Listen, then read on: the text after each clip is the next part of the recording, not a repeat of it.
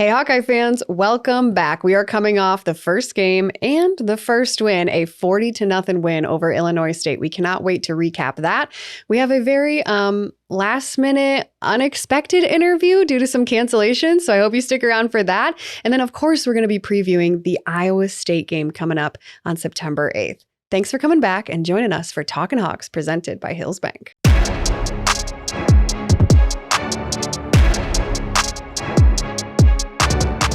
No matter where you are in life, Hills Bank is here to help you succeed. Whether you're buying your first house, saving for your child's future, or preparing for retirement, you can count on the people at Hills Bank for the support you need to reach your goals. It's easy to connect with a banker in person, over the phone, or on hillsbank.com. Because we believe banking is better through human connection. Hills Bank is an equal housing lender and FDIC member.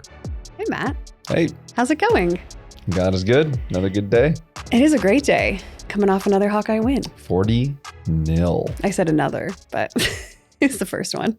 First one of the year. Yeah. 40-0. What? 40-0, but 1-0. I know. You got to go 1-0 each week. 40 points. When's the last time we scored 40 points? Do you know? I actually don't know off the top of my head. I'm pretty sure we put up 41 last year against Utah State because Max White, I think, scored right at the very end of the game. Okay. I could be wrong, but I'm pretty certain off the top of my head. Okay, cool. Well, it was very exciting. Super cool to be back in Kinnick again. And I think, it's 40 points, but it was 34 in the second half. We'll talk about it. That's crazy. Crazy. It was like night and day difference when they came out at halftime. Yeah. Truly. Yep. Okay, we're going to get to that in just a second. But it was super hot. I remember thinking like, it's going to be 82 and sunny. That's like mild. No, it was hot. Well, I mean, you got to account for an extra 10 to 12 on the turf. I know, but even off the turf, like outside, it was just really, really warm. I don't know if it was like humid or what the deal was, but either way, I was struggling pretty hard during the game. It was a lot, but it was really good. It was really fun. All of the audio. So last season, the first game of the season, remember the video boards went out. Oh, yeah. We had like audio problem, like whatever. Everything was great from my perspective, at least. Good. Like super seamless. Audio was great, I think. You had an interesting intro too, right? Oh yeah, at halftime. Yeah.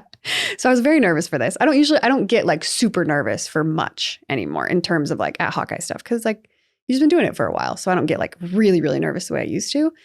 But the band director, Eric Bush, had asked me like, hey, would you want to intro the halftime performance for the band?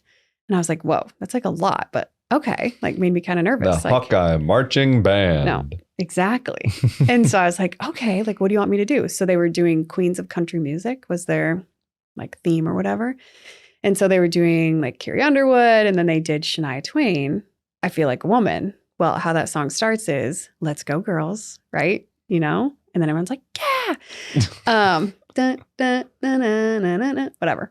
So he was like, we want you to like say a few things like, hey, this is what the band is doing, blah, blah, blah.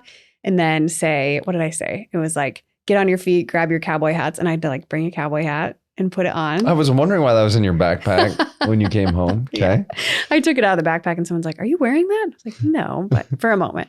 Anyway, so then I put the cowboy hat on. They said, let's go Hawks. And then the band started on my cue.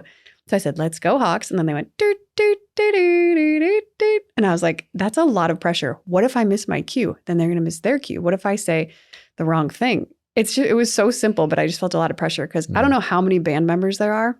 There's quite a few. There's a lot, definitely over 100, I'm pretty sure. And so, yeah, it made me quite nervous, but we did it. We got it done. And I think they were happy with it. It was fun. It was really good. Good deal. So anyway, and then Sean Green was the honorary captain.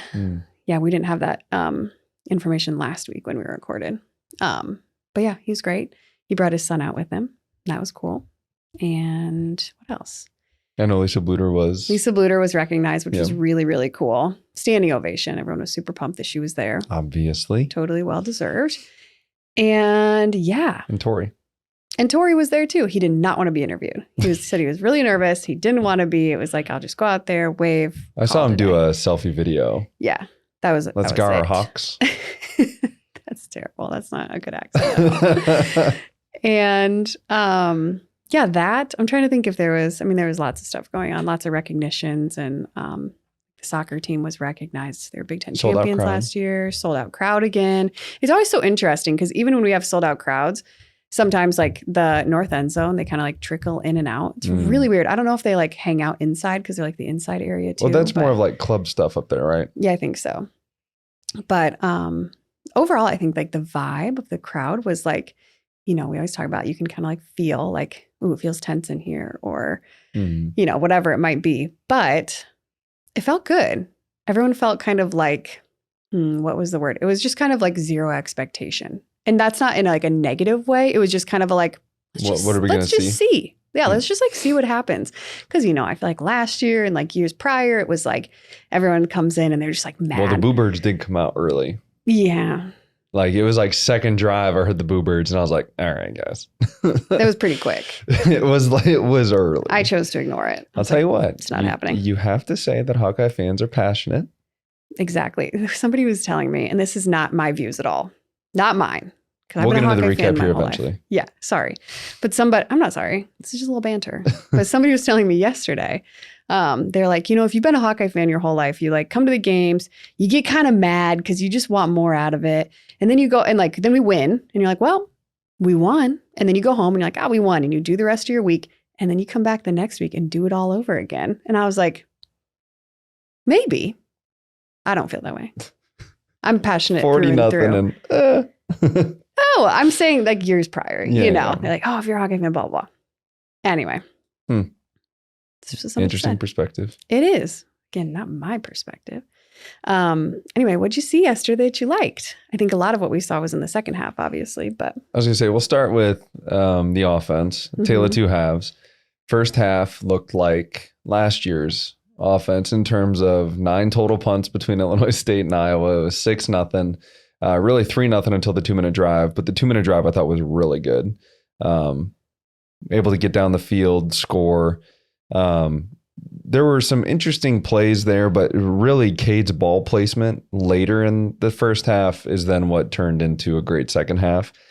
He was throwing off his back foot a lot. It's like he needed to get hit. Can you tell me what that means, throwing off your back foot, and why that's a bad thing? So when you're a quarterback, let's say you're a right-handed quarterback, oftentimes you're gonna have your left shoulder face wherever you're gonna throw, and this is very like bottom level, whatever. Thank you. Thank you so much for telling everybody I have to have bottom of the barrel. Simple explanations for me.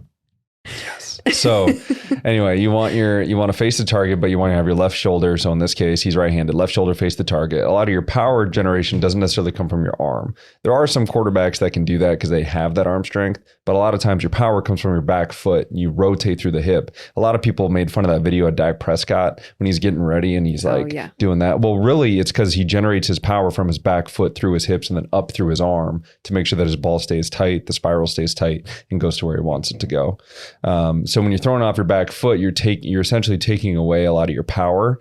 And so you see, like, there was the touchdown or should have been touchdown to Luke Lachey, where it was underthrown because he's getting pressure and he throws off his back foot instead of stepping into the throw, which is another thing you hear announcers say, because that's driving off your back foot and stepping into it. But we didn't see that a lot in the first half. And I don't know if it was one of those things where he didn't want to get hit. And then once he got hit, he was like, oh yeah, now I'm playing. And I think when he was on last year, I think he talked about, I want to get hit and then I'm in the space, like I'm here. Because after that happened, he like got hit on a sack, or I think he ran the ball and got hit, something like that, late in the second half before the 2-minute drive. Then he like stood in the pocket, was able to make plays with his feet and really take advantage of some stuff downfield. But it took getting hit to like get there, I think. Gotcha. Okay. And then he really commanded the offense, but really the 2-minute drill, was kind of what spurred it. But his ball placement, I talked about it before. There were a lot of times. Now, there was one Jacob Gill slant where he led him directly into a linebacker and he got smacked, but our guy held on to it, and that's what it should be. But there was a couple where he threw a back shoulder to Luke Lachey instead of leading him into the safety, so that way he could save Luke from getting a kill shot. There's another one where I think it was Reese Vanderzee was running a glance, which is basically a 5-step post. So he's running 5 steps, break to inside, and he threw him back just a hair, so that way the safety coming down couldn't kill him. Like that kind of stuff is what your receivers like to know that their quarterback is doing, trying to take care of them instead of just leading you out there and getting smacked.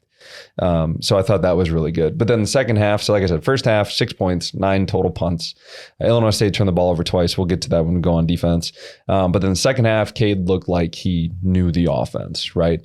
And some of the play calling I thought was great. Like the touchdown to Jacob Gill is what's sticking out. And it was based off the play that we scored on with Reese VandeBergs. First drive, boom, go all the way down and score, which is how you want to start the half. But it was a boot. It was a play action, rolls out to his right, Reese VandeBergs, boom, touchdown, right? First touchdown. Also, true freshman, 6'4". Love it. Love it. You got to love that size. And I saw him blocking on the perimeter, so I thought that was cool too. But then off of that, we ran it.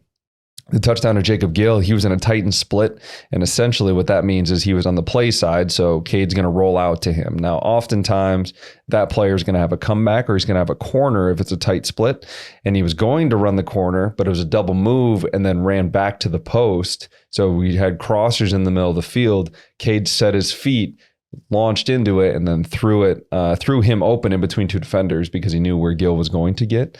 Like those kinds of plays are what we want to see, the double moves, things like that. But still, we were efficient enough running the football and really balanced. I think we ran the ball 40 times, threw it 31.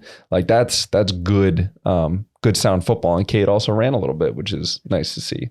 Being able to operate with his feet. Obviously, the one play to Ortworth, we'll probably talk about that later, where he breaks 2 tackles out of the sack, rolls out, squares his shoulders to the line. Like, that looked like a guy having fun.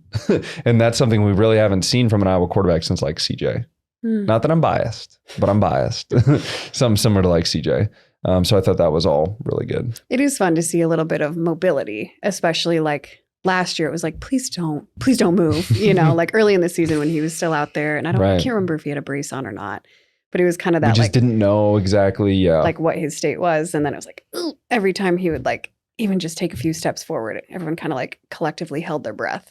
But yeah, it was really cool to see him take off. How many yards did he have? It was like 12 or something like that. I don't know exactly how many yards off the top of my head, but I might have made that up. He took off a couple times, but was also, the boot was a really good spot. Illinois State was really coming off that side. So being able to stop that as we're running around, I thought was good.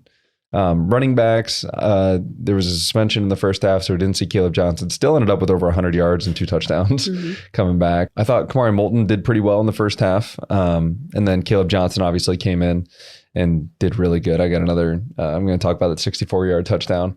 But and I love the fact that he kept the ones in. We were up 34. It was either 33 or 34 to nothing late in the fourth quarter, and we kept the ones in. I like that, not only of like trying to push the offense, but like now here's more game reps, especially with a group that hasn't worked together a ton. I thought that was really cool. And then obviously paid off with the touchdown. But the running back room looks good, which I wasn't concerned. O-line looks like they're playing better, starting to get a feel for one another, which is good. I don't think people understand how much chemistry it takes for an offensive line to be together, because you got to know who's going to bump, who's going to take care of what. So you all have to know what's going on and how to read each other. So I thought that was all really good on the offensive side. It did seem like Cade had a pretty good amount of time back there. There were some times where he had to deal with a couple rushes, but I mean, that's going to happen time to time, you know. One thing I forgot to mention in the very beginning, and this will just be between offense and defense, but was not having KF there was so weird. Oh, yeah. Like, especially in, like, being in the stadium and seeing, like, Coach Wallace come down first, right, before the team comes out. Like, usually that would be Coach Ferentz. And then, like, him telling the team to go out, right, like, after, like, during the swarm. Those types of things, I was like, am I getting emotional? Like, this is so weird not seeing him on the sideline. But obviously Coach Wallace did a wonderful job. And he's been there for 10 years now. Like, he knows. He was a GA when he was younger, and he's been there since I was there. Like, he knows the ropes on what to expect. However, I did not see any notes on the thigh. So I don't know if he's taking as good a notes as KF. He couldn't do it. He couldn't take all the Coach Ferentz vibes. Wait, say the thing from the interview. No. Oh, well, Coach Ferentz is unbelievably good about like knowing people's names. And I don't know if it's like an innate thing for him, but like if somebody tells him his name, tells Coach Ferentz their name, he'll remember it for life. Like, I don't get it. So at the end of every single interview, because I watch the games at home because I take care of the kids while you were out there working. And after every interview, they'll be like, hey, you know, good luck the second half. And they'll give him the mic and he'll go, thank you, Holly, or thank you, Melanie, or thank you, whatever. every time. And so they interview Coach Wallace and Coach Wallace finishes the interview and the gal goes, can luck in the second half. And he goes, thank you. And he like takes a step and then turns around, puts his head back to the mic and says, thank you, Melanie. And then walks off because he's like, wait, I got to remember this. So I thought that was kind of cool. I just want to think that was like a coach, like a coaching point from Coach Ferentz that like, by the way, when you do the halftime interview, remember to say their name. Yes. Which is that amount of detail, it feels like. Such a Coach Ferentz thing. Okay. Such a Coach Ferentz thing. Defense obviously looked absolutely fantastic. You know who looked like a dog from start to finish was Aaron Graves. Okay. And we've heard that he's a phenomenal athlete. We've had guys come on here and talk about how like he never loses a wrestling match or anything like that. But like the defense looked like they were having so much fun. Totally agree. And like they brought the juice. Like I'm getting chills talking about it. I don't even know why. But like Aaron Graves, I think had like 3 or 4 sacks all last year. He had 3 yesterday because we're recording this on Sunday. He had 3 yesterday. Like he looked like a man among boys, especially in the pass rush from a D tackle. Incredible. I will say too, Quinn Schulte looks like he has a confidence level like never before, which is really cool to see too. Just like in watching the way that he operates and like all of the things. And Jay, I said this yesterday, is massive. He is huge. And I'm saying that in a nice way. Like he is just yoked. A man amongst boys out there. Which we hope to get him back on the podcast this year. Yes. But I was just watching him, like even just on the video board, and he's just like blowing out of his uniform. He's so big in like muscular way. I mean, our defense they look like what we expected, but like they're having fun. Yeah. Operating at such a high level. It's incredible. So what did you see from them specifically that you liked, or some like key plays or anything like that? Well, 2 turnovers. So +2 in the turnover margin, which again, we expect to do that at Iowa. But the fumble I thought was really cool. Unfortunately, it's not going to be my unsung hero. But Deontay Craig was on the backside of that play. It was a run up the middle, and then their running back kind of bounced it to the left. Castro stood him up, and then Deontay Craig is the backside end who chases it down. Now, I don't know who actually got the rip on it, but like we're just ball hawking. Like for some reason, there's always something that we do. Somebody stands him up, and the rest of the guys rally because that's what they're going to do when we get the ball. TJ Hall ends up recovering it, but I think Deontay Craig on the backside and then Castro standing him up was really good. And then Jamari Harris with the interception. I couldn't tell exactly from film, like from the TV. I think he was supposed to be in cover 3 and he was supposed to take deep, but he jumped the chump. He saw the quarterback was releasing it, and so he left his deep third. It's a good thing. Left his deep third, came up and made the interception instead of giving up the big play behind him. But like that's just knowing the game, knowing the scouting report, knowing what the tells are for the QB of like, all right, I'm going to drive this. He's been trying to hit it. Like that's just being studious. And so 2 turnovers, great way to start. And then obviously none on offense. I feel like the other thing is too, last season and a few seasons prior, we saw the offense out on the field for a very short amount of time. So it was like, defense, you're up. And they they looked fresh. Incredible. They looked fresh. Refreshed. But no, giving them that opportunity to like hang out and sit by the cooling fans and all of the things, I feel like it's just going to be really, really great if we can. Oh yeah, if we continue this, I mean, a rested defense is I mean, you think about a lot of people would point to the Penn State game last year, right? How like we held them in check, and then everybody, I shouldn't say everybody, that's a generalization, but a lot of people said that our defense just wears down at the end because they're out there for 80, 90 snaps.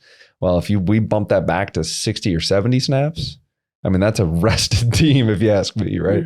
That's 2/3. That's a third taken off with 30 snaps. It's a big difference. So I'm excited to see what happens. Yeah. Special teams. Caden Weegan looks like Mini Cooper. I was gonna say you can't do it. He looks like a Mini Cooper. Don't put that on the screen. I know John's like, oh, I could find a really good Mini Cooper that I could throw in here. Cooper just driving across. Yeah, it says Weegan on the side. Wait, with Cooper DeJean hanging out the window.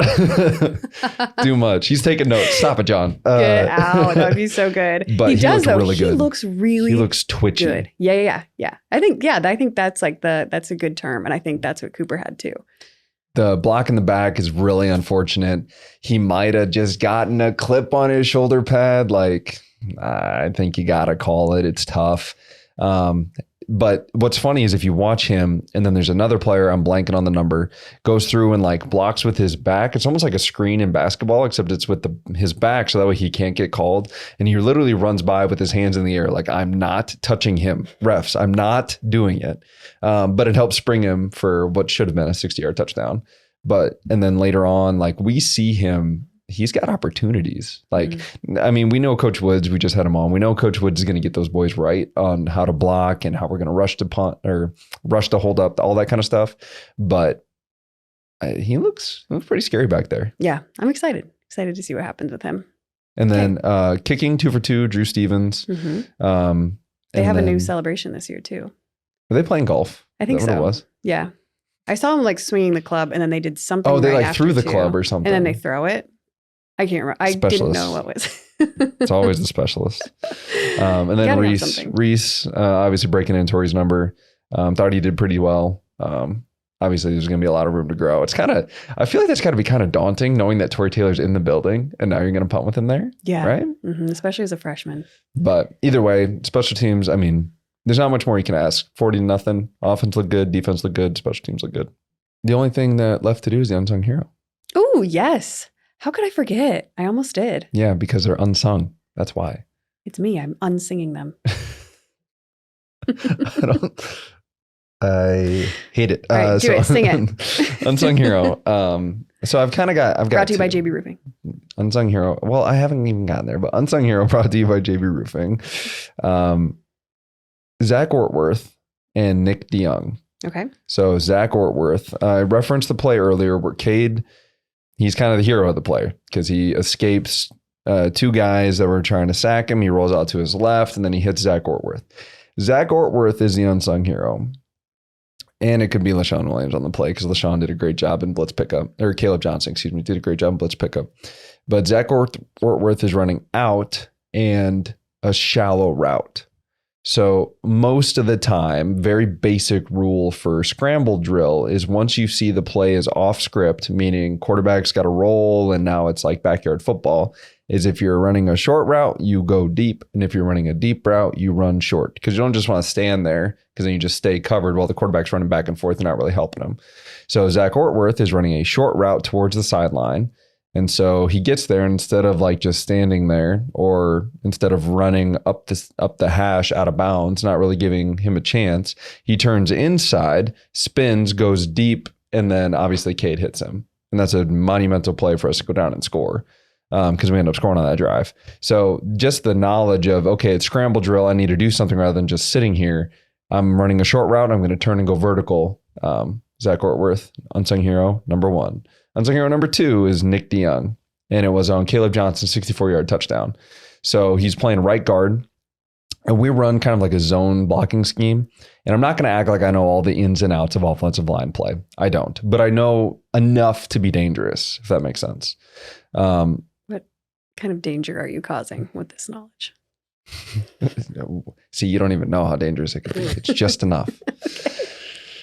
So we run more of a zone blocking scheme as opposed to a man blocking scheme. What that means is the offensive line is based on the track that they take. So it's not so much like you block this guy.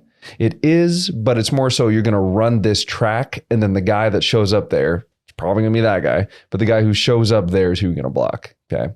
So on a very basic thing, it's how you run. And that's why we have to get our offensive line out and running. We always say we run offensive line, run off the ball because they have to get to a certain spot in order for a play to work. So on Caleb Johnson's 64-yard touchdown, Nick DeYoung takes his track. He's got to beat the defensive tackle ahead of him to the left side of the ball because that's where Caleb's going to make his cutback.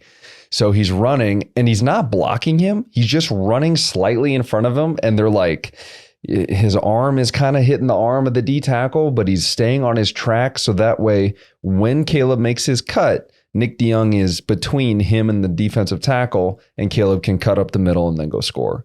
It sounds really, it sounds like, I don't know if I'm painting the best picture here, but essentially he just beats his D tackle to the spot, doing what he's coached to do, running after the ball, and then making sure that he's in the right spot so Caleb can cut. But I encourage you to go look at that play if you haven't already, because it doesn't sound like a lot, but he's just running. And the rest of the rest of the offensive line push their guys. I'm pretty sure Logan Jones pushed his guy 5 yards downfield. Like our offensive line looked really good, but on that particular one, Nick DeYoung just running sideways, making sure his guy doesn't make the play, and Caleb Johnson does the rest. So unsung heroes, Zach Ortworth and Nick DeYoung. Very good. 2 unsung heroes. We like to hear it. Careful, you don't want to use all of them up before the end of the season. We only have an allotment here. All right, we're going to jump into our next segment. We will be right back. Need a new roof, gutter, or siding in Eastern Iowa? Call JB Roofing and Construction, the local and reliable roofer with over 20 years of experience. They do one roof at a time, unlike others who juggle multiple projects and cut corners. They also serve a 45-mile radius around Kelowna and help you with any insurance claims. Don't wait. Call 319-656-ROOF or visit their website, jbroofingkelowna.com, for a free estimate. JB Roofing and Construction, the small town roofer you can trust. Matt, did you know that Iowa City Tire does more than just tires? Well, yeah. I mean, they've been servicing vehicles in the corridor for like 40 years. Right, but did you really know that before someone had to tell you? No. Check out how they're doing things in a very different way at Iowa City Tire and Service, where service actually comes first. The Appliance Barn offers a wide range of high-quality appliances at unbeatable prices. Whether you're in the market for a new refrigerator, dishwasher, or washing machine, they've got you covered. They also have a delivery and setup department to ensure your appliances get delivered and installed quickly. To find out more, visit appliancebarn.com. Welcome back. So we had a late cancellation. It happens. So a little change up of the show. I'm going to interview Laura. Laura, thanks for coming on the show. Yeah, no problem. I'm fully convinced that nobody cares about this, but we'll do it. Oh, now she's fishing for compliments. Okay, that's a good way to start it. Oofta. Yeah, leave them in the comments to bolster her up a little bit. Ego is already... It does feel like that. Sorry. Okay. Well, what we like to do here is we like to take it back. So tell me about your upbringing. Well, do you have siblings? Yeah, I have 2 siblings. I grew up in Cedar Rapids. I went to Cedar Rapids Prairie, lived in the same house my entire life. And my parents still lived there up until just this year, which is crazy, like 37 years. It's a long time in one house. It is a long time. I have 2 siblings. I have an older sister. She's 10 years older than me. And I have an older brother who's 6 years older than me. So I'm the baby by a long shot. And with my sister and brother being so much older than me, they were kind of like pseudo parents, especially my sister. Not that my parents weren't present because they were great, and are great. But my sister was always just kind of like making sure that I wasn't lame or doing something embarrassing or like wearing a dumb outfit or a silly hairstyle. Just always trying to guide me along a little bit because she was always in that like next phase of life, that kind of thing. And always just wanted to be like her. Just wanted to like do all the things that she was doing. And I always just knew 10 years from now, I want to be doing that exact same thing, which is actually kind of how my life went. So kind of cool in that way. And also with them being a little bit older, I spent a lot of time by myself because by the time I was 9 or 10, my sister was out of the house at college and my brother shortly after her. And so I was kind of like an only child for the second part of my childhood, which was kind of cool too, because, it's kind of nice to be the only child, as you know. Shouts out. So, yeah. Okay. I shouldn't say was it weird, but I mean, did your mom and your sister kind of ever combat on different things? If you said your mom, or if you said your sister was kind of like a pseudo parent, did they ever butt heads of that's a dumb outfit? And they'd be like, no, you need to wear this. And these are the hard hitting questions. Yeah, I don't know. I'm not going to lie. There's a reason I'm the host and you're not, but, I guess. Fair. I mean, maybe my mom, is probably more of the just let her do her thing. And my sister's like, no, she's really embarrassing me, that kind of thing. So maybe. Okay. So that's viable. Okay. Okay. Sports. What kind of sports did you play growing up? I didn't really play many. So when I was little, elementary, and then just a tiny bit in middle school, I played softball. And I really liked softball. And I really thought I was really good. What position? A pitcher. Oh. And then, it's little league. So then they just put you everywhere and you play every position. Oh. But I was fully convinced I was really good at every single position. And I could do anything. I could play anything. Okay. Now, if you showed me the tape, I'd probably be like, oh no, that's so embarrassing. Well, I mean, everybody that age looks I was fully convinced that I was amazing though. And then I got asked to play travel softball as everybody does. But at the time I was like, oh no, this means I'm legit. And then I kind of got talked out of it by my mom and sister. And they were like, do you really want to do that? Like your whole summer? Like, don't you want to go boating and like hang out by the pool? And I was like, actually, yeah, like I really want to do those things. So I didn't do the travel softball. I did a little bit of like track in middle school. I did hurdles, fell one time and then said, I'm out. I'm not doing this anymore. And then I did a couple of track meets and then I fell at a meet and that was it.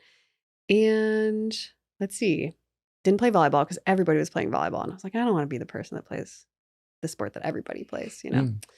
And I think that was pretty much it. I played a little bit of soccer and I was actually the goalie and I really liked it. I loved being the goalie. I had like the real gloves and everything.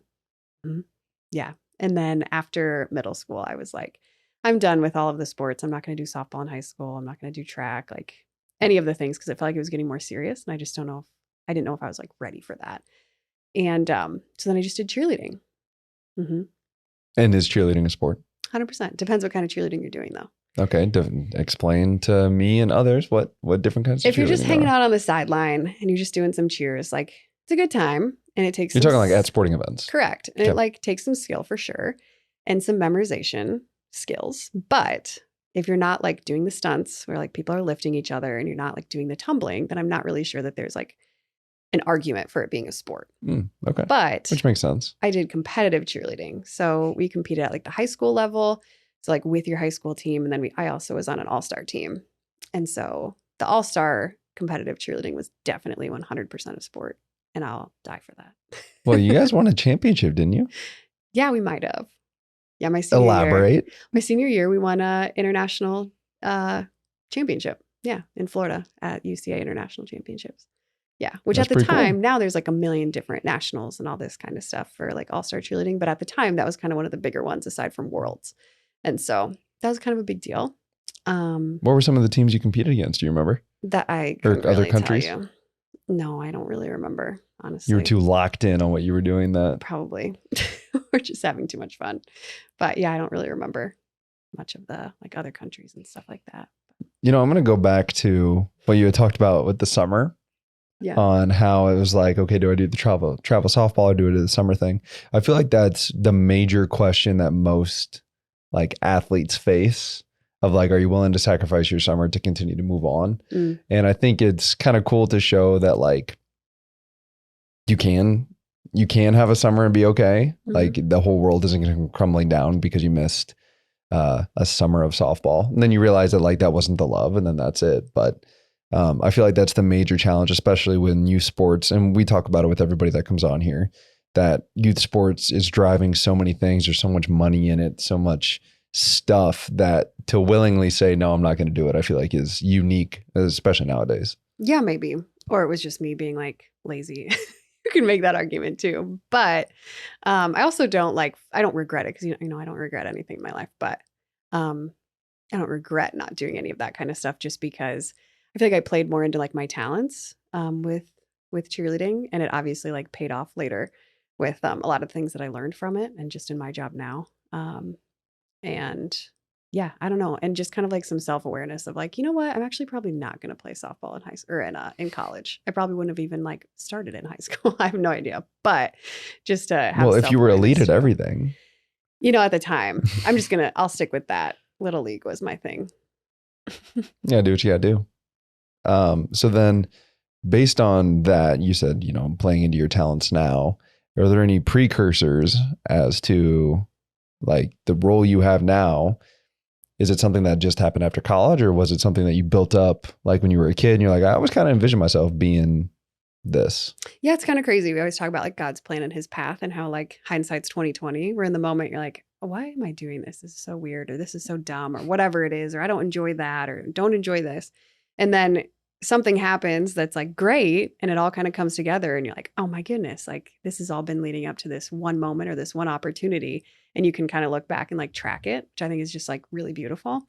But when I was a kid, like I always loved just like performing in front of people, like doing dances, singing, like all of the things. Like I'd make my parents just like sit down, like listen to this new song that I learned, or listen to this, like whatever. Like when I was really little, I had to have been like 3 years old. we were on an airplane and I started reciting Chris Farley's Live in a Van Down by the River. And I had like totally memorized his entire, I don't know if it was, I think it was Saturday Night Live. And like, you live in a van down by the river. If anyone knows that skit, like at a very young age, I had that memorized.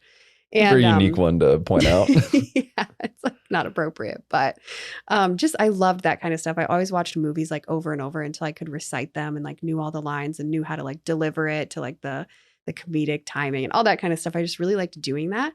And then got kind of like a little bit older, and my parents had like a really old like video recorder they'd take to like, choir concerts, that kind of stuff. And I would film over like all of those types of things because I would set it up and I would like make my friends do interviews just like this in my parents' living room. And I would set up our like piano bench and I'd cover it with not a towel, a blanket. And I would like interview my friends just like I'm doing right now, which is like so funny and goofy. And like they would do it. Good friends, I'd be like, okay, you're Lindsay Lohan and I'm Hilary Duff. And now I'm going to interview you for this new movie that you're coming out with, whatever. Or I'd make them do like, we had 10 squared, me and my friend Tess, and it would be like 10 news stories at 10 o'clock at night. So 10 squared.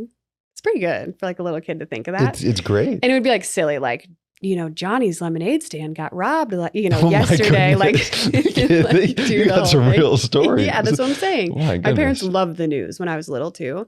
And like KCRG, like Bruce Downey, Beth Malicki, Joe Winters. Who was the weather guy before Joe Winters? I can't think of his name right. Denny Frary. Like, those people were like legit celebrities in my life. The fact that you know them all by name is kind of incredible. I tell you, like, yes. Like, they shaped the... Scott Sable. He's still working. Like, all those guys and women, like, I genuinely thought they were like celebrities. And I thought it was just so cool that they got to be on TV every single night and just like deliver stories.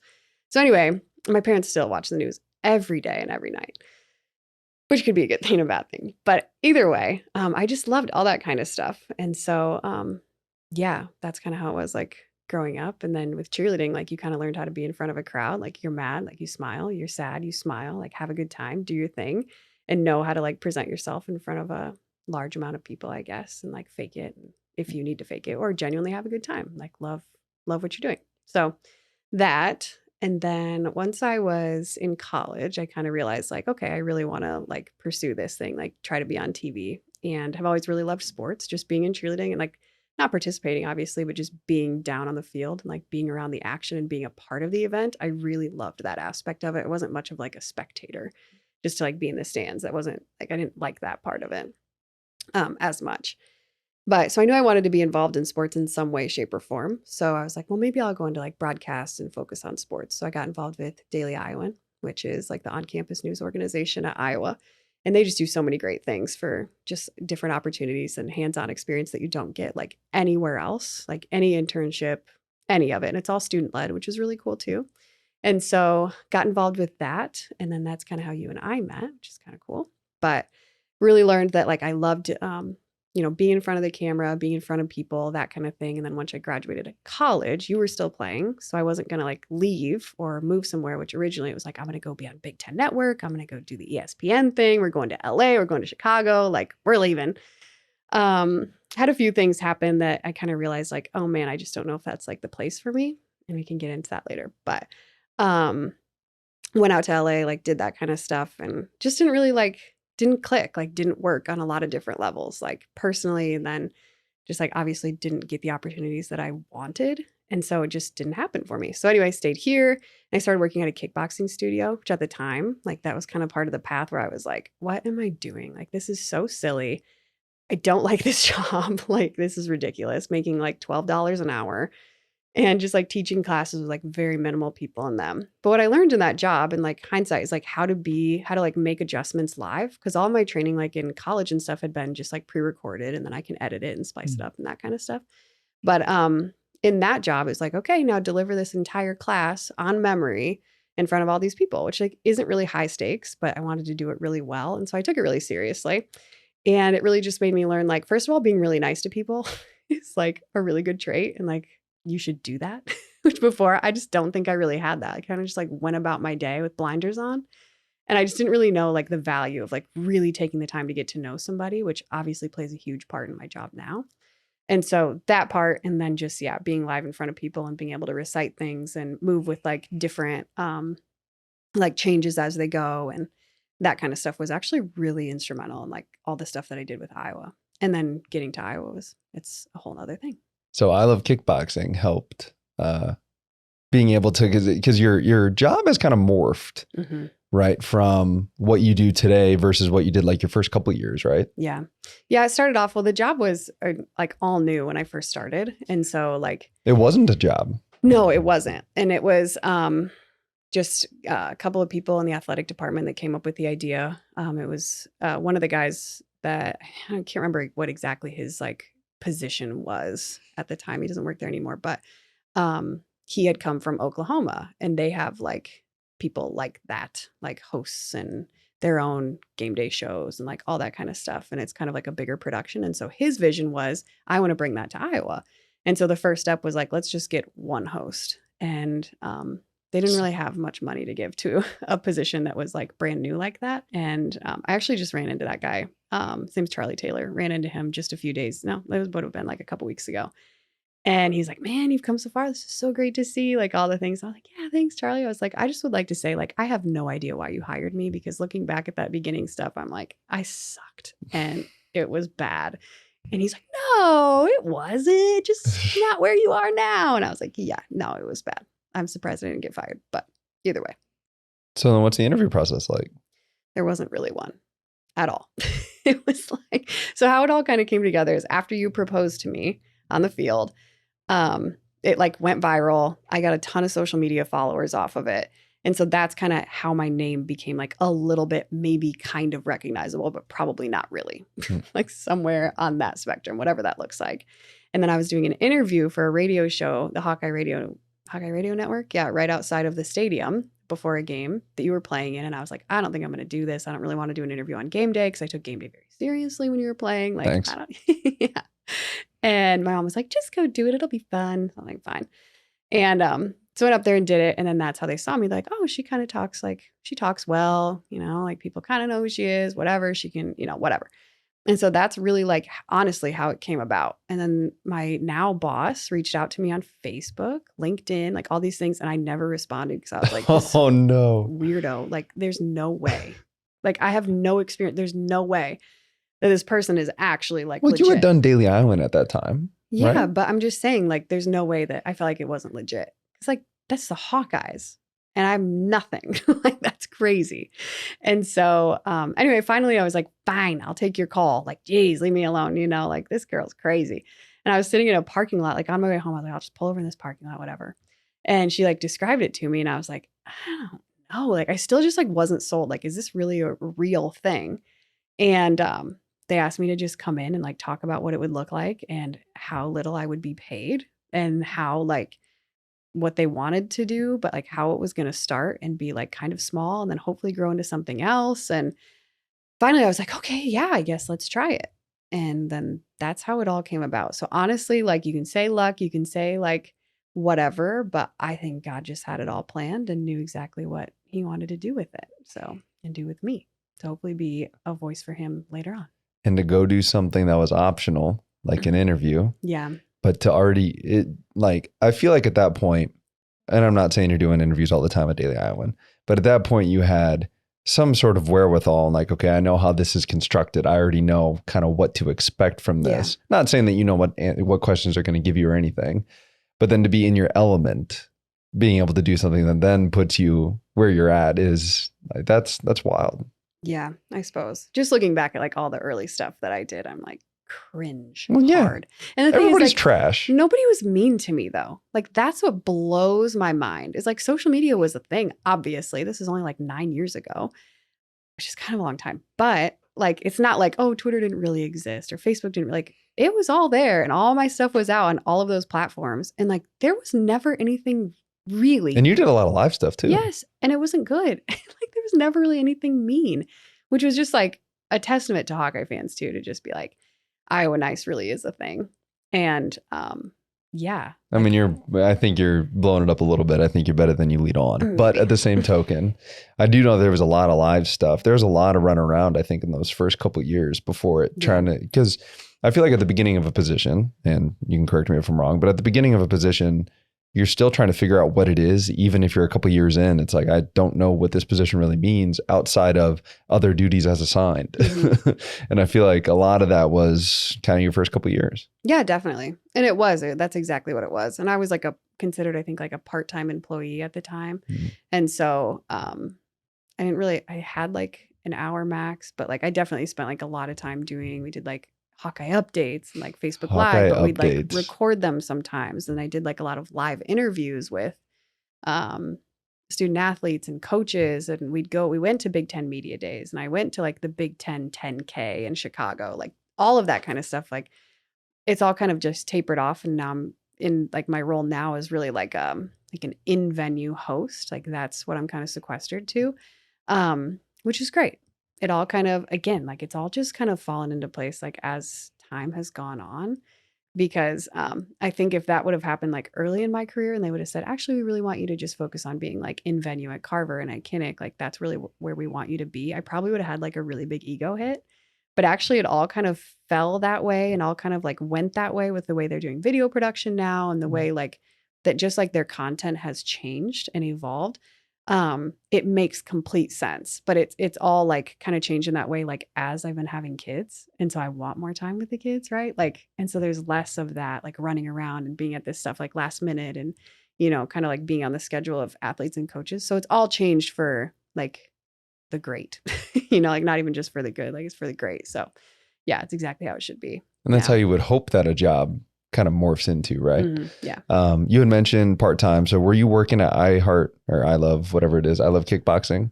Yeah. I don't know why I couldn't remember what it was. Yeah. This and Iowa at the same time? Yeah. Just for like, probably like 8 months, just because like for double income, because I was supporting you during that time. Shots fired. Yeah. So I was just like working at both, which wasn't bad. So that's one facet of how your job has changed. You just mentioned, obviously, I know we have kids, but like how, if at all, has having kids changed the way like either you do your job or you see your job, or do you have more like empathy when little kids want to get up on the video board? Like how has having kids changed the way you view your job? Well, having kids has changed my life entirely. Not just from like a job standpoint. Of course. I mean, we were just talking about that, but yes. Yes. But from like an actual like personal standpoint. And I think this is somebody was talking about this, and I don't know what it was. It could have been just like a reel that I saw or something like that. But it's like when you're young in your career, it's like you're doing the job for the job and like for yourself. But then when you get older, like if you really want to be successful, you start to do it like for the other people around you. And I feel like that's how I've really changed the way that I approach my job. Like early in my career, it was like, how can I get better? How can I get more opportunities? How can I get more time on screen? Right? Like I'm not getting whatever, the stuff that I want. And it's like, that was just a really like bad place to be in, because no matter what like opportunities or experiences I was afforded, or like you could argue earned or whatever it was, it never was going to be enough. Because you're always going to be going for the next thing. Yes. Yeah. And so, like after having kids, I realized like, oh my goodness, like this job isn't for me or for like another opportunity or the next big thing or whatever it is. This is just for me to like give back to the people that are there to have a good time. Like looking at our kids and just seeing like when they go to see Herky and when they go to a game, like it lights up their whole life. And like the kids that I get to like interview at games, or even just like random fans that I get to talk to, like that kind of stuff. It's like, they're just there for the experience and for the love of the Hawkeyes. And if I can just be like a really small part of that to like make it even more special and show off the picture that they drew of Caitlin Clark earlier in the week that they really wanted to give her and have her sign. Like if we can show that off on the video board and maybe later Caitlin signs it, great. Like that's what I'm doing it for. It's like not for me or for anybody else, because like with this job, like I'm doing a lot of the same things over and over, like the Delta Dental Smile Cam or half-court putt. Yeah, like full court putt, whatever it is. You name it. And so it's like if you're focusing on like what you're doing, it's like it can get monotonous, just like in any job. But if you're focusing on why you're doing it and the why isn't just for yourself, like that's when it really starts to become magical and special. Like that's how it's really changed. So yeah, all of those things. And kids just makes you realize all of those things about yourself. Like, oh, I was really selfish before you guys came along, and like realizing, I think Aaron Campman was actually the one to tell us that like once you have kids, you realize how selfish you are. Mm-hmm. Like, yeah, you do realize like, oh man, I was doing all that stuff for myself. Now I have no time for myself. And like, that's okay, actually. I'm actually a way better person because of it. So I'd say that's how. And it probably helps you enjoy the stuff a little bit more, get more fan engagement, like Yeah. from a business type standpoint. I But suppose. the other part that I was going to go to as well about how your job has changed is whether you want to admit it or not, fame came along with this. And fame is relative, right? But the fact that like, okay, hey, can you wear our clothes? Like different sponsorships, things like that. Like I know that you post reels from different companies. Like what was that like when that first started to happen? I know Authentic Brand, I think, had a clothing deal and stuff like that. But how, like, when that started to come, did it change anything, or was it unexpected? Like how did that get received? I don't know that it was like unexpected. Maybe to a point, but like, I mean, it makes sense. You know, like when I start talking on the video board, people are like, oh, something's gonna happen, so they all look up. It's like, why wouldn't you want like your logo or your brand or whatever like up there? So that makes sense. But I think it was just like I don't have like a team, like anybody to help me, you know, to like say like, well, don't sign that or do sign that. Or and it's not like these are like massive brand deals worth $1 million, but it's still like a learning curve where you're like, oh, so you're telling me like I can't post anything else? Like this is an exclusive thing? Or, you know, like that kind of stuff. It's almost like NIL for you. That a lot of student athletes are going through right now too. And like when I first started, I was at a really similar age and I just had like really no idea how to like manage that. And so I did have like a little bit of help at one point just to try to like sift through things and like, and again, it's not like I'm getting like trillions of opportunities or like massive companies, but it's a lot of like local companies that want to be tied to like events. And so, and the other thing is like I deal with a lot of like Shields is already a sponsor of the Hawkeyes. And so I'll do like some partnerships and collaborations with them. So like that makes sense because they're already partnered with the Hawks. But some companies that aren't partnered with the Hawks, like that kind of stuff and those contracts look different. And so just trying to like figure out what that looks like. And a lot of times it's like, I'm just trying to figure it out in the moment. Just like reaching out to people like, is this okay? Can I do this? Like dealing with like logos and I don't know, you know, all that kind of stuff. So it's all just like a learning curve that I had to go through that I'm still going through probably. It's kind of an interesting spot though, to think that like at the beginning, it was all about what can I do to climb that next rung on the ladder, right? And now that's changed. And yet more opportunities still get to come along with that. Like this podcast, for instance. Mm-hmm. You could argue that this is because of your job as host of Hawkeye Sports. And then obviously what I did at Iowa too. But like the melding of that or the merging of that to create another opportunity, I think is like to think that it was meant to at one point be just for you. And now you realize, oh, I'm doing it for others. But then we get into an opportunity where it's like, oh, wait, I can actually expound off of this. And I have more talents than maybe potentially just what this is, and being able to explore what those other avenues could look like. I think that's really cool.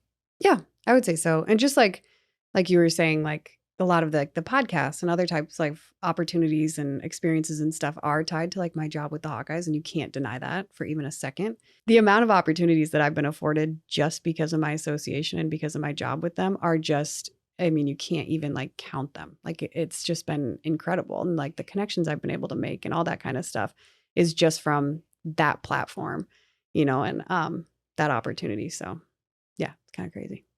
Now we hit on a couple of your jobs. Are there any other jobs that you've had prior that you would like to share? I know you were a model there for a while.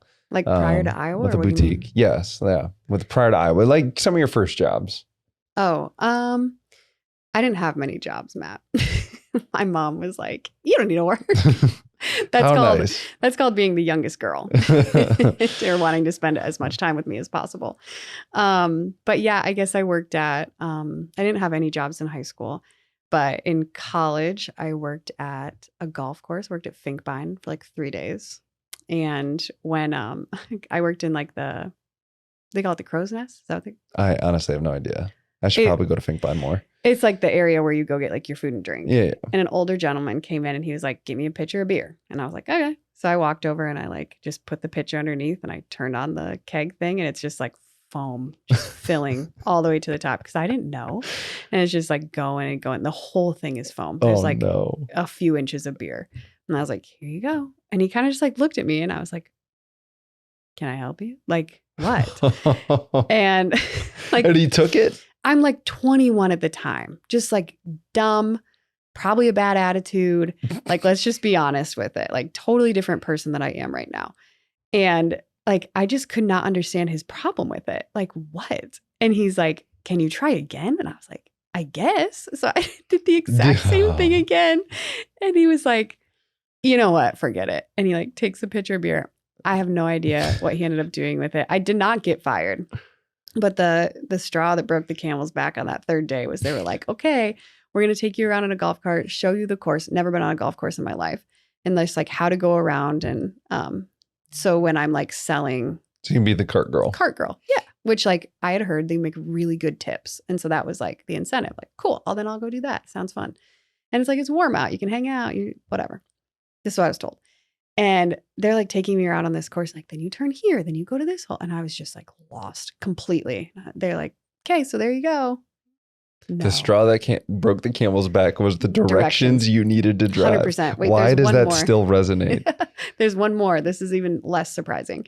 They said, oh, and by the way, you can't have a calculator or your phone when people are buying stuff from the cart to tell them what their change is. And I was like, yeah, no, I can't do that math. No, there's no way.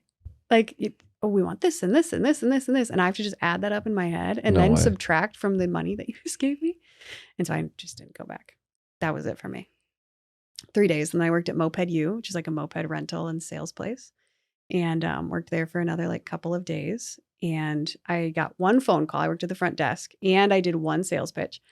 I worked at the front desk and a guy called me and he's like, hey, I'm headed west on, I don't know, the interstate. I don't even know if you can head west on the interstate. Can you? Or can you go south and north and south? Just keep going. I like it. And he was like, and he said, how do I get to your place? And I was like, I actually don't really know. Do you have maps? You asked him if he had maps? Type it in your GPS. I have no idea. That's crazy. So I did that. And then I did like one sales pitch to this guy and his son, who was just coming to Iowa that wanted to buy a moped. Did you make the sale? I actually don't think I did. But yeah, they were like, what is this? How fast does this go? You know, like asking like real questions. And I had no answers. So I was done with that after a couple of days too. And then after I graduated college, like Daily Iowan took up a lot of my time. So that was like a job.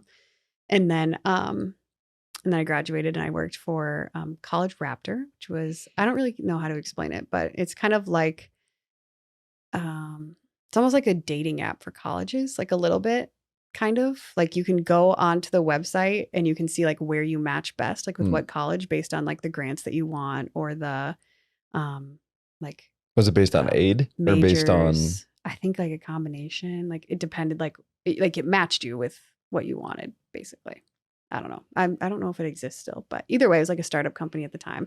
And I worked there with 2 other men that were like significantly older than me. And I was the quote unquote marketing director that worked on like writing like copy for them and writing like different articles for their blogs, like on, or their blog on College Raptor, just about like these campuses are the best walkability. I think blogs were really big at that time. For a little bit, yeah. That would have been like 14? Yeah, it would have been, and that was like my first, no, not 14. No, 16, like, sorry, 15 or 16. Yeah. And so that would have been my first like full 9 to 5 job. Like get there at 9, do not leave until 5. And if you go on a lunch break, it's 30 minutes. Like that's it, 30 minutes. And it was just like so crazy because I literally just worked by myself all day long. Like their offices were upstairs in this like weird warehouse building. And then I worked downstairs alone. Like I didn't talk to anybody all day. And I'd come home and literally cry every day. And I worked there for 3 months. Yeah, and you had to deal with it. And I thought you were going to blame me. So no, I like appreciate you saying that. It was in the summer and you were still playing. And so like you would go to practice and then you'd be done and you wouldn't do anything all the rest of the day because you didn't have to. And I would go to work from 9 to 5 and I'd come home and be like, what'd you do today? And you're like, well, just hung out. And I would get so mad at you. I don't know what I expected you to do, but either way. More than what I was doing. Yeah, it just was not like a great time. So anyway, I worked there for like 3 months and it just was not working out. Like it was just wasn't right for me. And that's when I got the kickboxing job a couple weeks later. Mm-hmm. To pull you out of College Raptor. Yep. That was it. And then after that, it was Iowa. And now here we are. So I don't know if you've thought about this at all, but 10-year plan. No. Well, I mean, like, you've already you've been with the Hawks for 9 years, Yeah, I right? know. Is it kind of, I'm just going to ride this wave until it's not there anymore? Or just, have you thought Well, about that at all? yeah, I've definitely thought about it. And now that I'm like getting older, there are like some college You're kids, not like, old. yeah, I'm 30 now. And there are some college kids that'll be like, so how much longer are you going to do this? Oh, no. And they do it in that tone too. And I'm always like, I don't know. Why are you asking me that like that? I did have another college kid, and I'm pretty sure he's like a junior. I think he's a senior now. And he was like, man, like, I remember when you first started doing this job, my parents and I sat right over there. We had season tickets. I was like in middle school. I thought you were the coolest person ever. And I was like, you were in middle school Oof. and now you're a senior in college. Like, that's what kind of funny how time is so different for like your different stages in your life. But yeah, I haven't really like thought too hard. I shouldn't say that. I've thought like pretty hard about it, like what life's going to look like after Iowa. I know I was trying to be like nonchalant about it, but it'll probably be like one of those things kind of like after you're done playing football. Like it's almost like this weird identity crisis where you're like, okay, I was that thing for 9-10 years, whatever it is. And now all of a sudden I don't do that thing. So like, now what do I do? Like, am I a mom? Do I do other stuff? Like, what exactly does that look like? And so I think just being like that thing and doing that one thing for such a long time, it like kind of rocks your world a little bit. So I'm trying to like mentally prepare for that moment and what that's going to look like for me. And I watched you go through it and you handled it like a huge baby. So just kidding. No, that's fair. No, That's a fair statement. It's not. I was just kidding. But it's just like trying to prepare for what that's going to look like and trying to like make like transitions for myself of like, okay, like once that's over, I still want to use like this skill set that I learned, or I still want to like hold that connection that I had with, this group of people or this company or whatever, just to, keep doing things that, one, glorify God, and two, like utilize a skill set that I've, tried to hone for a few years. But yeah, I don't really know what it's going to look like. Well, I'm glad We'll you see. actually brought that up, glorifying God, because I was going to say you said that before. Mm-hmm. So what role has faith played, whether it be early on, whether it be just through your job, whether it's been a recent thing? Like how has faith kind of played through, I guess, your life is kind of the generic question I'm going to come up with. Yeah, I guess. I mean, like early on in my career, I wouldn't say like a whole lot if I'm being like brutally honest about it. I grew up Catholic, so it was very like faith is just right here. Like it's very quiet and I keep it to myself and we're not going to talk about it a whole lot. And not all Catholics feel that way. But that's just kind of how I grew up. And like, that's just how it was. And now kind of like as I've kind of grown and evolved in my faith journey, however you would like to say it. Ugh. I know that's like really buzzwordy. I'm a lot more open about it and just how like everything that I do and everything that I like am all day long to whoever it is, to my kids, to you, to my parents, to my sister and brother, to like a random person I meet at the store, whatever it is. Like I always want them to know like I am doing my best to be a light, right? To like, I don't have to sit here and preach Jesus at you in the middle of fairway, but I want you to know like there's something, and this is how I think all Christians should think, is like there is something about you that is brighter than the things that are happening around you, right? Because there's just so many things during the day that are just like irritating and mundane and, things that can just like take you into this, like the darkness of like the world around you, right? Which is just like, oh, that's a little depressing, but you get the point. And I think like our job is just to be the light in every scenario, in every conversation, in every situation, regardless of what's happening around you or who it is or whatever it might be. And, I got asked this question actually just this morning where they were like, how do you deal with people that you don't like as a Christian? Because we're all supposed to be like, we love everybody, right? And sometimes you just, as a human, don't feel that way. Like you just don't vibe with some people. Sometimes like the things that other people do, you're like, man, I just do not like the things you're choosing to be. But a lot of times I don't like the things I'm choosing to be either. Almost all of the time, because I suck too.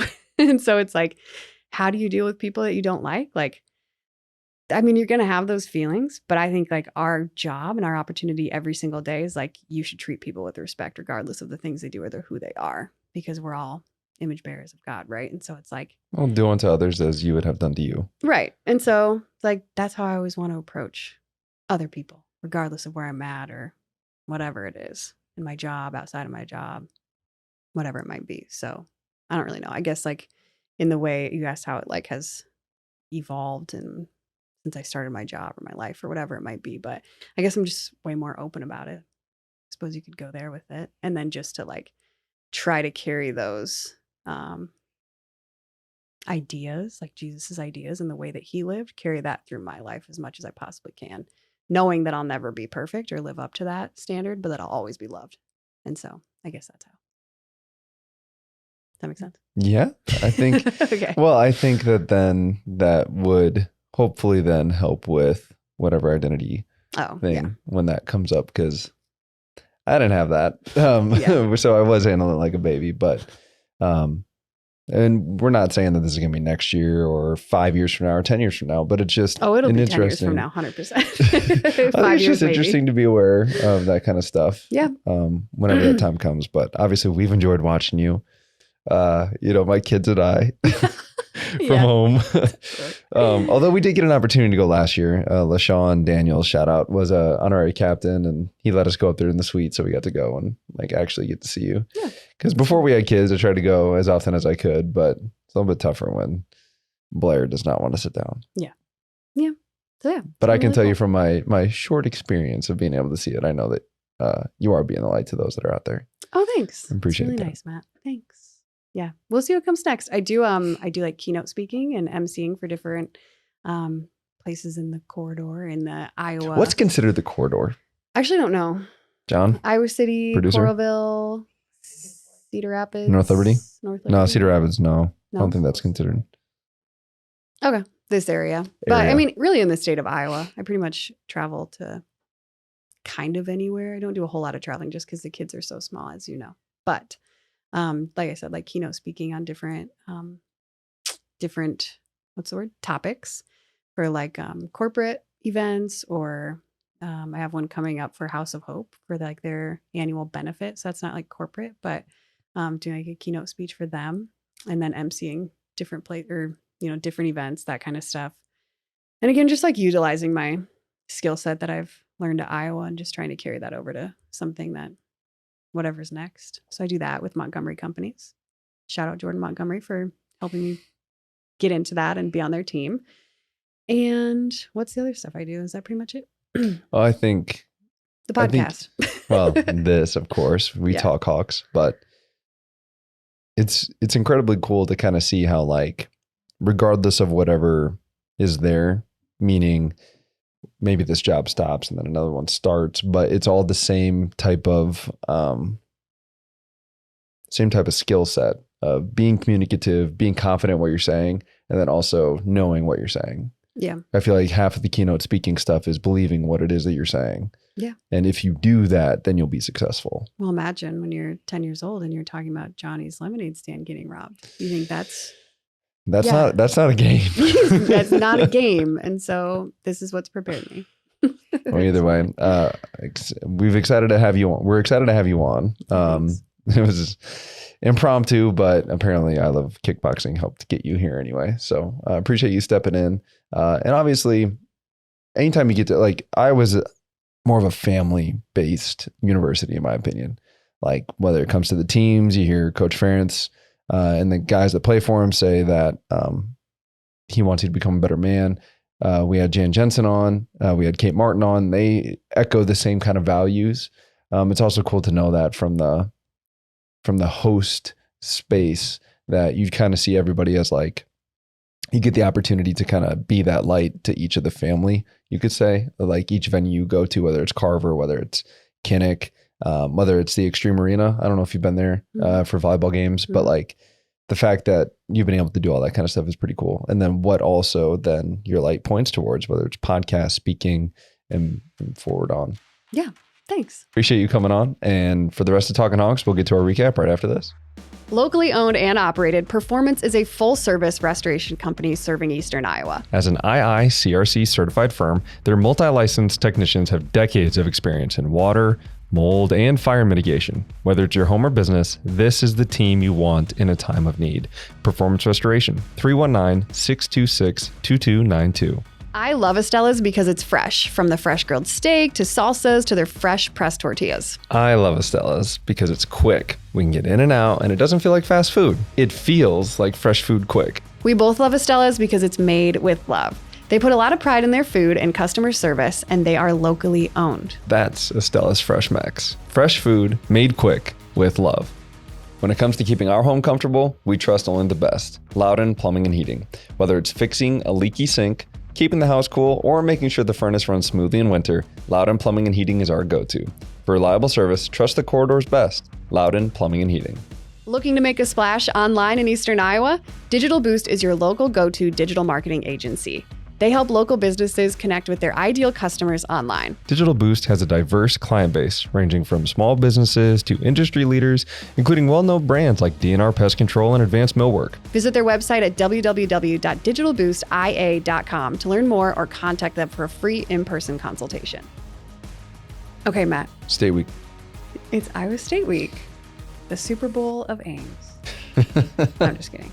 That's a really old joke. I shouldn't say it. But I mean, it is one of the best weeks, I would say, out of the season. I had somebody ask me on Saturday, what's your favorite game of the season? Or like favorite home game to have or whatever. And I always say it's Iowa State at Iowa.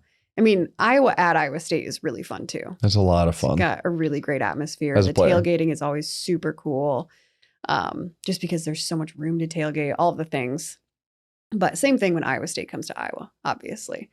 It's going to be tough getting into the parking lot Saturday. That's where your mind goes. Because people get there so early to tailgate. It is unfortunate it's fortunate and also unfortunate with the parking tower now, parking garage. Oh yeah, it is just a little bit different. I'm not sure. I don't park on that side. But either way, super exciting. It's one of the best games of the year. And it starts at 2:30, which it's going to be a long day for you. Oh, Sorry. Yeah. But I do love a good 2:30 start time because then it gets dark kind of toward the end and it cools down a little bit. It's actually supposed to be kind of chilly next Saturday. Just always bring a jacket. Always bring a jacket. I will. You won't, and then I'll put one in your backpack. AJ. What? I'll forget one and you'll put it in there? Yes. Thanks. I already know how this goes. Yeah. Okay. Well, usually I go first, right? Do you want me to go first? Yes. So last season I talked about Cy, the mascot. So I feel like I don't want to do that again, where typically, I cover like the team's mascot or something unique about their stadium, whatever it might be. Also, I'm just going to derail for just a moment. Did you see Northwestern's new stadium? I have not seen it, but I know that it's pretty nice, right? No? I don't know. I'm not going to say anything else. I was just wondering if you saw it. Just save it for Northwestern. Okay. Just curious. Okay. Cyclones. So I was like, what am I going to cover if I'm not talking about the mascot? What are we going to talk about?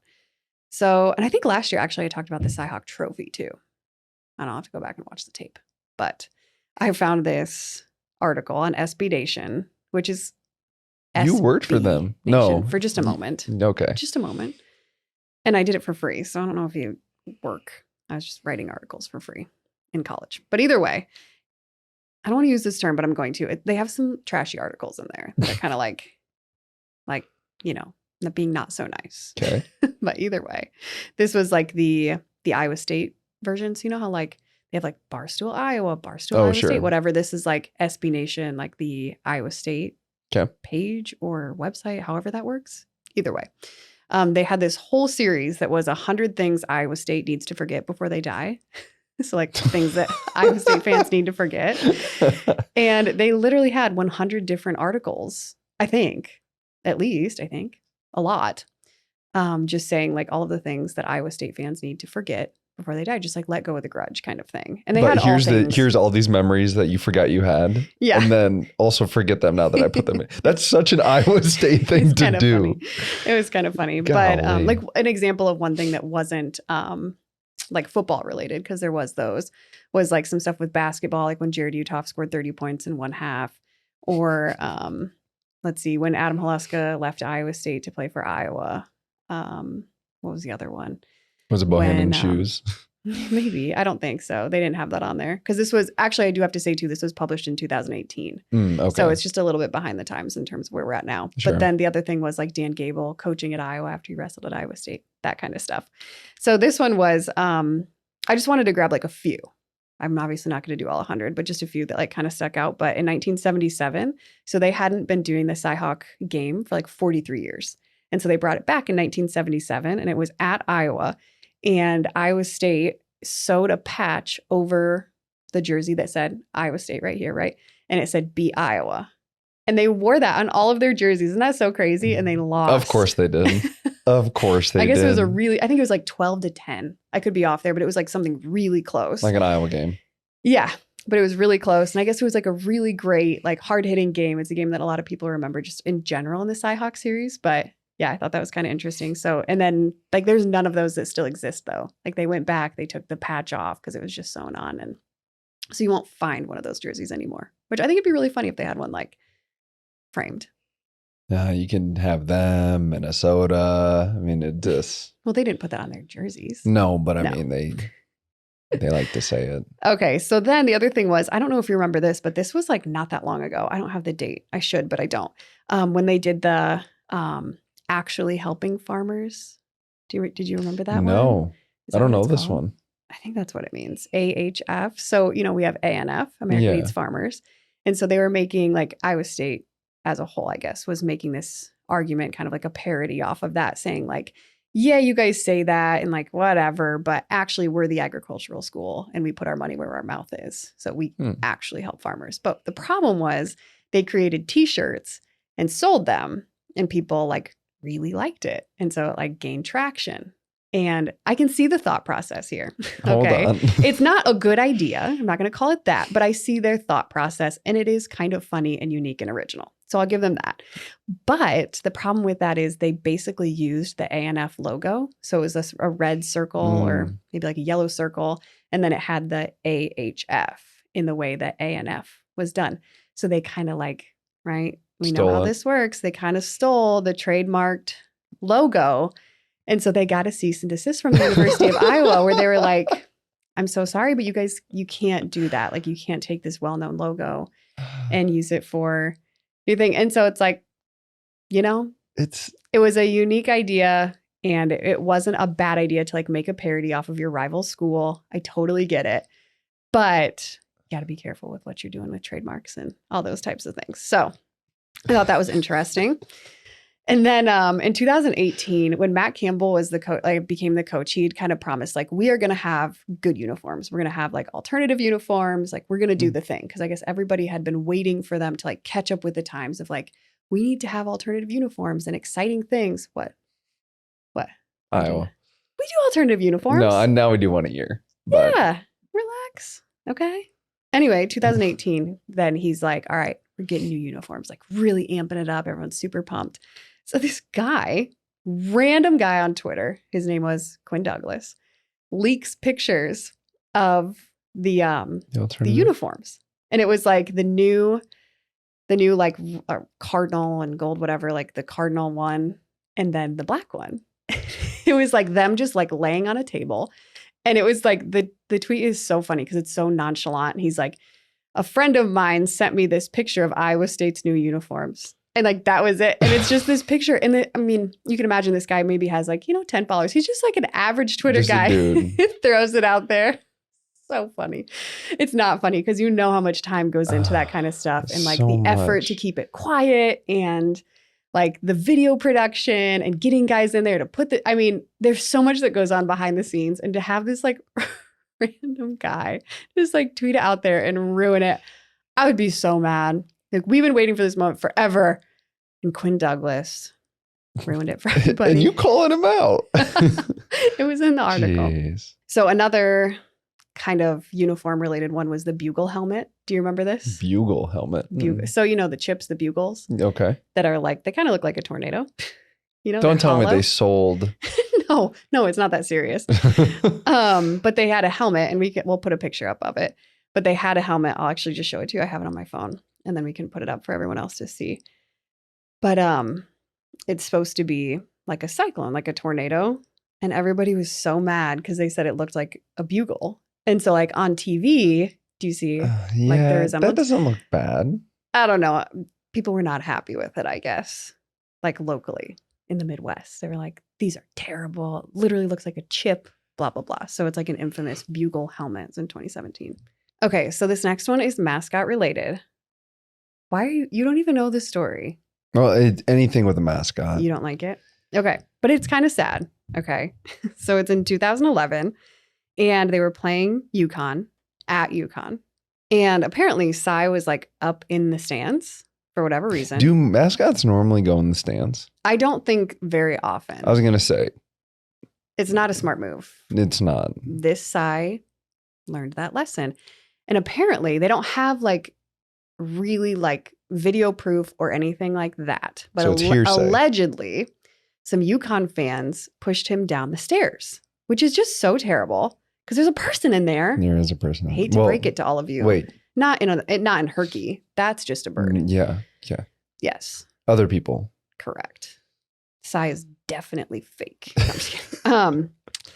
Anyway, so then after, I guess the brother of the person that was in that. The brother of Cy's brother. Cy's brother came out and said, they're not going to press charges. So basically saying like, yeah, he got pushed sort of thing. Like that was kind of like he did get pushed, right? Like making it real. Anyway, and said, we're not going to press charges, but he does have to have surgery on his arm. Like he really broke his arm. Is that awful? I know. 2011. UConn fans. Well, I Get feel over like it. it's because Cy was the bird. If Cy was just the tornado, wouldn't have an arm to break. That's true.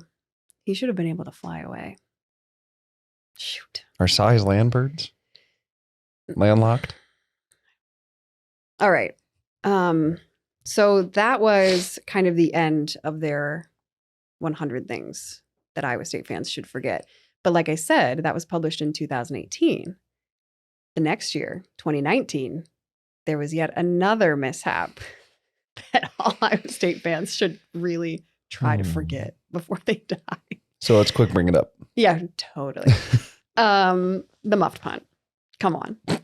It's so good. So that was actually, and I totally forgot about this, the exact same year they had all those storm delays. Yep. Which was crazy. Were there like 4? I think so. There's a lot. It actually, so the time from when the game started to when it ended was 6 hours. That's a really long time. That's a long And one. we were there and it was like every time there was a storm delay, you had to get out of your seats and go underneath and kind of like sit in the concourse, and everybody was packed in there, and it was like kind of hot, but like kind of not. And it was just like humid and rainy. Anyway, it was a really long game. It would really stink to be there that long. And then in the end, to lose by your guys running into each other. Can you imagine? And you know what? The best part of that game was the end, obviously. But the very end, when on social media, Tyler Cook played basketball for Iowa. I think he was actually graduated. He went to the game. He wore his own jersey, basketball jersey, to the game. And then he did that video and was like, I know they mad. And it was like showing all of the fans around him. And I was like, oh my goodness. Like only if you're like 6'8", 250 pounds, can you create that video? Like if I would have done that, immediately like ejected, punched, whatever. But if you're Tyler Cook, like just do it.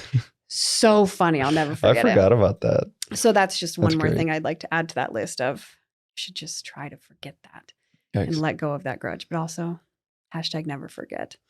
And then lastly, I just have to throw this in there. We lead the rivalry right now, like 47-23, which is just a beautiful thing.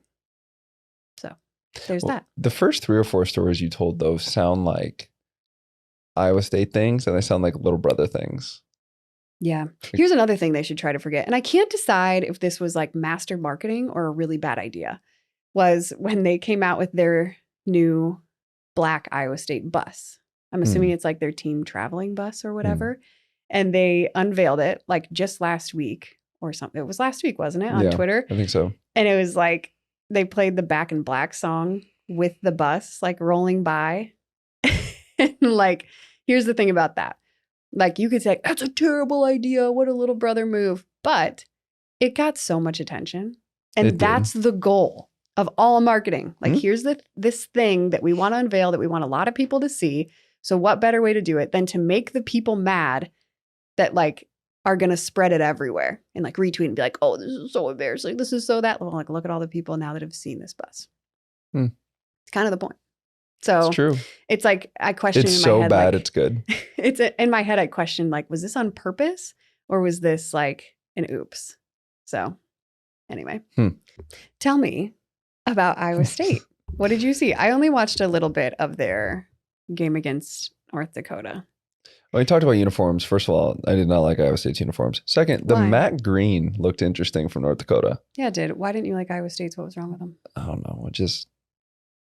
And it's not that I don't like Iowa State, because we did try cheering for them one time during COVID and we got angry because that's what it's like being an Iowa State fan. But the colors, I don't know. The colors just didn't look right to me. Okay. I don't know how else to describe it. I guess on TV, which that can change things. For sure. The jersey and the helmet looked like two different reds. It just didn't, It's possible that that's what it is in real life. We'll find out. Oh, no, they're not going to wear red when they come. No, they won't. Next week. No, So because either we'll way. wear black. Okay, so what'd you see from them? We'll start on their defense. So they had three-man defensive line, which could look like a 3-2. It could look like a 3-4, 3-3. Do you know what any of those mean? No. What that basically means is that 3 down linemen. So the first number is the amount of linemen. The second number is the amount of linebackers. Then the next number is the amount of DBs. Okay. So if it's like a 3-3-5, it's 3 down linemen, 3 backers, 3 DBs.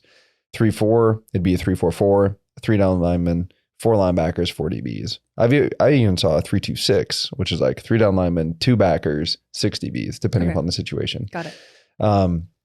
But for whatever reason, the standard in all of football is that you rush 4. Like that's the standard. And then anything above 4 is considered a blitz.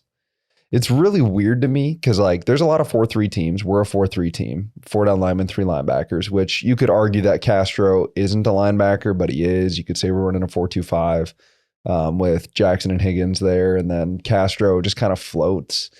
But like the standard is 4 guys rush. So most teams that run a 3-4 blitz one of those linebackers to make it 4. I just don't understand why 4 is kind of the thing. I might have to do some research as to why 4 is like the standard. Like this is how many you normally rush. It's 4. But so with that being said, when you're running a 3-4, you know that somebody else is going to blitz somewhere. You just have to figure it out. And I think I've talked about it on this podcast before when we run into a 3-4 team of, okay, you've got your 3 down linemen, and then you basically say that one of the inside linebackers is going to be considered a quote down lineman, or it might be dependent upon who they blitz the most. But the reason that I'm going into depth as much as I am on this is because it really changes the way our offensive line communicates.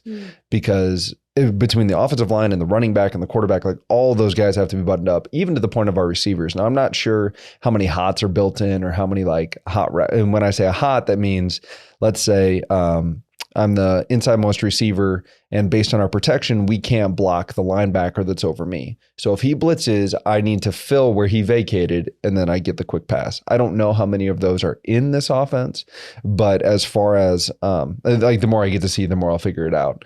But the baseline is that we're going to have to be prepared for people to blitz from all sorts of positions instead of just, lining up on our line and going from there. That being said, they gave North Dakota a lot of different looks and they blitzed a lot of different things, one of which result in an interception.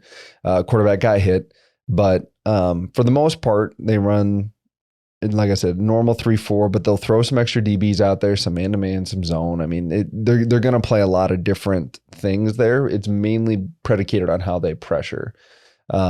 They played a lot of quarters coverage when I was playing, which means that the safeties are more your fill guys. Corners are mainly your like actual cover guys, because corners have a 4th, safeties have a 4th. But in quarters coverage, safeties are your fill, which their safeties are pretty aggressive here. There was one drive specifically I'm thinking of where North Dakota went down and kicked a field goal, where I'm pretty sure they converted like 6 third downs on a drive.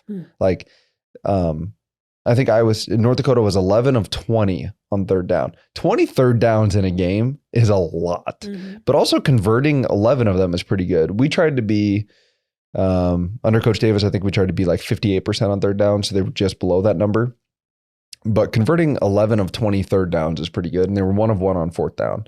And North Dakota was really good about running the football. Now, we were pretty balanced against Illinois State, and I expect that to continue.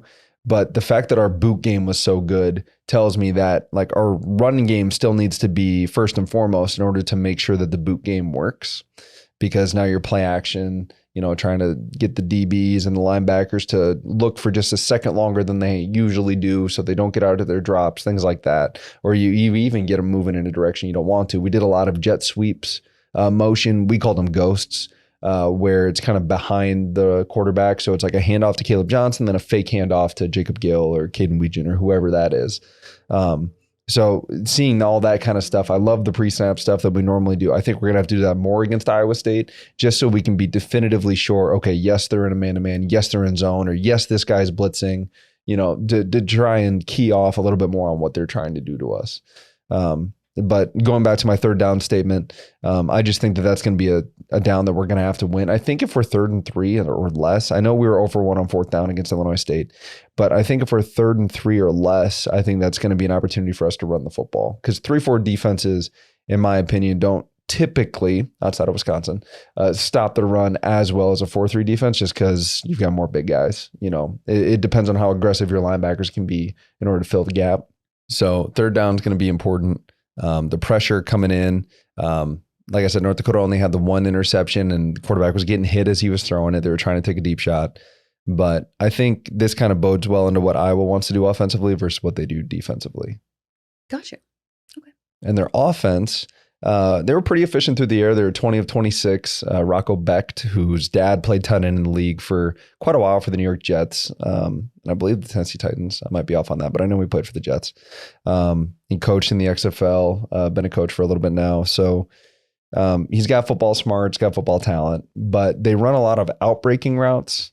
And they also took a lot of shots in North Dakota, a lot of shots. Their wide receivers, I hate to say it, but their wide receivers did look pretty good, making some big time plays. I think their first play of the game was like a deep ball in between 2 guys. And I don't know how the kid came up with the ball, but it was pretty good. There's another guy who had a touchdown, got called back. It was another deep ball. Like they were not shy from taking shots. Now, usually that plays into what Iowa wants to do because we're going to make you take the cheap stuff, to make you throw the 3-yard hitch, the 4-yard out, stuff like that. They were really trying to push the ball a little bit more against North Dakota, which maybe they just felt like they had better DBs or better receivers to their DBs.